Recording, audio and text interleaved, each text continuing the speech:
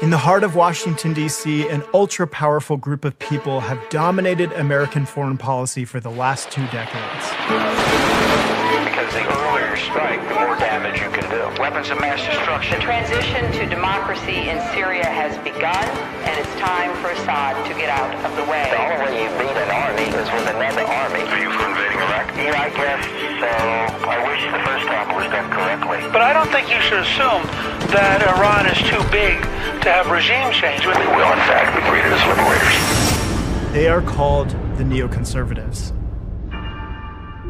Their program was laid out in the 1900s in a document called The Project for the New American Century. Its goal is to maintain and extend America's status as the world's sole superpower.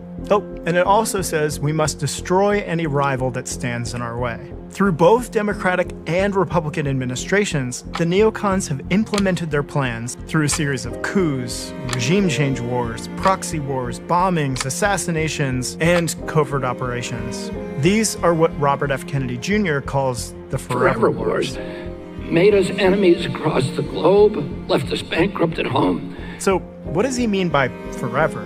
America's actions are legal, so this is a just war. President Donald Trump authorized a drone strike at Baghdad International Airport last night. The Biden administration giving Ukraine permission now to strike inside parts of Russia with American-made weapons for the first time. The United States has been embroiled in one military conflict after another continuously since 9/11, and none of them ever succeeds. Foreign military occupations breed violent insurgencies. The shootings, the torture, the general chaos helped drive thousands of Iraqis, especially from the minority Sunni community, into the arms of radical groups led by brutal gangsters such as Abu Musab al-Zarqawi, the same groups, Al-Qaeda in Iraq, ISI, that would later coalesce into ISIS. And not to mention the cost. The cost of the regime change wars in Afghanistan, Iraq, Syria, and Libya just since 9/11 was $8 trillion. That would be enough to make Social Security solvent for another generation,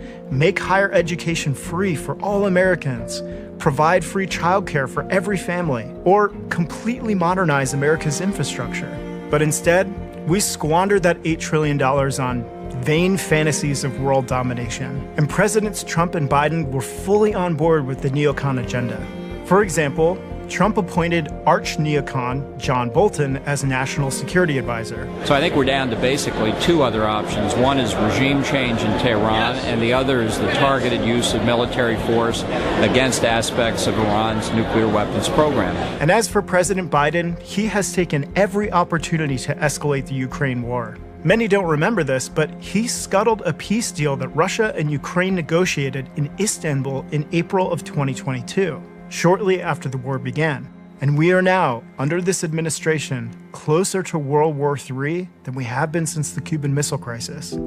It's not only America that's fallen into this simplistic good guy, bad guy thinking. That's the example we've set for everybody in the world.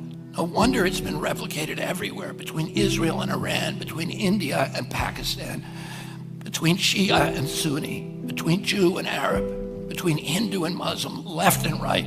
This tribalistic, us versus them thinking is tearing us apart. And it's...